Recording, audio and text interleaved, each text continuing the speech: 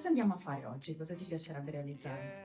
A me piacerebbe realizzare un biondo, diciamo, tendente al freddo, perché ho sempre portato i capelli biondi, ma tendevano sempre sul giallo, si ingiallivano e Qui mi quindi hai raccontato che appunto ti hanno fatto anche una specie di colore sì. tonalizzante Mhm. per togliere un po' le righine delle mesh, delle vecchie schiariture che avevi, però adesso questo scuro, lo vedi anche troppo Mhm, scuro, troppo. anche un po' Sì, troppo grigetto, vero? sì, Esatto, già la punta è un po' più chiara, quindi sì, qui ci permette anche di poter lavorare un po' più in chiaro.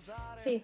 Mi piaceva molto Ok, l'effetto così chiaro. il Sì, contrasto. anche se ha la base un po' più scura. Ma come abbiamo visto proprio ieri anche facendo il test sulla tua ciocca, la lunghezza è la parte appunto che ci permette di avere Mhm. subito, riemerge diciamo il Sì. biondo che avevi. La parte su cui dovremmo lavorare di più è appunto questa parte qui intermedia che si è un po' ossidata sia Mhm. dal colore che hanno messo che appunto anche dai lavaggi. Però dai, direi che abbiamo il tutto per cominciare. Bene, A dopo!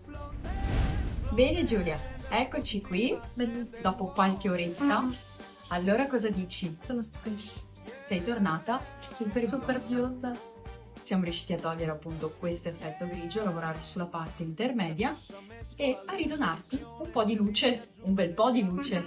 Grazie. Bene Giulia, grazie a Grazie. te.